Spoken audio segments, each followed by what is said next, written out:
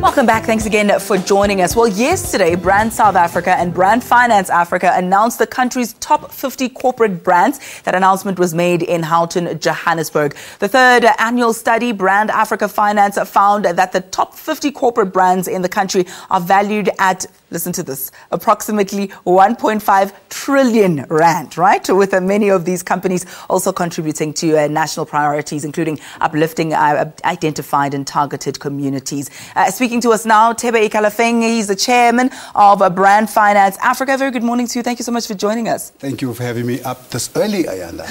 Well, you know what? If you've made it this far, then the day looks brighter from here on. So you should thank us, really, actually. Thank you so much. I'm kidding. Thank you so much for coming through. Let's talk about that figure. It looks quite impressive, but what does it mean? Has there been growth in terms of the figures over the past 3 years that you've tracked? Well, indeed, we've grown by 340 to 370 billion.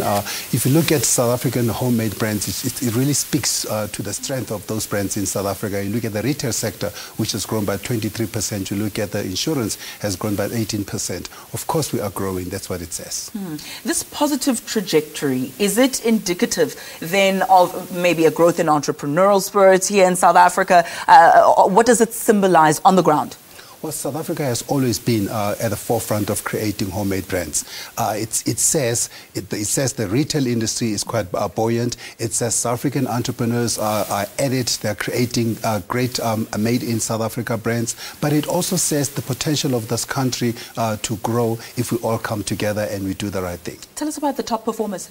Well, the top performers, number one is MTN, although it's declined by 4%, and right on its back is Vodacom at number 2, and Vodacom has grown by 9%, and then Sasol, but Sasol has also declined by 12% because of international oil prices. But MTN and Vodacom, I think that's an interesting story because those have always been the two giants of South African telecommunications. And of course, Vodacom is the strongest South African telecommunications brand, and what helps MTN is the international footprint and international receipts. But of course, those are under pressure as well. Yeah. I mean, I can just imagine one or two viewers complaining, asking whether or not it will translate in lower data charges for cell phones. But that's a conversation for another day. Other top performers, which is quite ironic, I think, Woolworths. You mentioned that Woolworths is also in there, even despite the boycott diversity movement there and attempts to stay away from Woolworths. They've done quite well.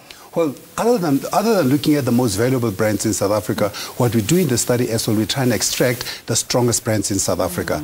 And Woolworths is tied with F&B for the two strongest brands in South Africa. Now, F&B has been the strongest brand in South Africa for the last 4 years in a row, but we know what they've done. We know what they've done, are leveraging and pushing and promoting themselves as the technology-oriented brand or the cutting-edge, new-age banking brand.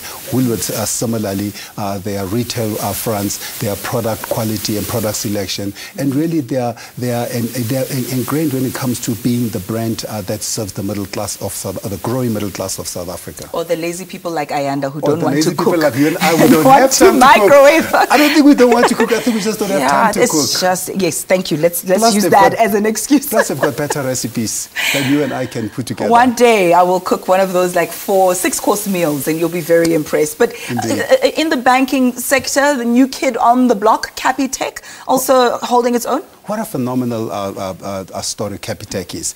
They've grown by 63% brand value year on year. It is the biggest growth. The only other brand that comes close is Woolworths at 53%. So Capitec, of course, what they've done, they've really been the disruptor brand in financial services. Not having any historical baggage, they've been able to innovate. They've been able to break down the barriers of financial services, making it easy for the ordinary man with a lower income to be able to access financial services products.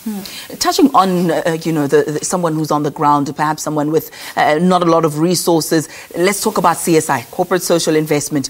Lots of money being thrown about. Is the private sector coming to the party, partnering perhaps with government and making sure that they give back? Well, the private sector has always been partnering with government to do it, but private sector have always done it on their own. I mean, if you look at a big initiative like Lead SA from Prime Media 702, which is private sector, I mean, that's a private sector initiative. That's a CSI, if you will. Just this past July 18th, summit at Kilimanjaro, and in summit in Kilimanjaro with your Leanne Manas, we raised millions as private people going up the highest mountain in Africa for girls who don't have access to sanitary pads. That's a private sector initiative. But if you look at all these banks, you look at all these businesses in the top 50, all of them are involved in some form or another in some CSI, including the MTNs and Vodacoms, who all have very formidable foundations which invest in the communities they serve.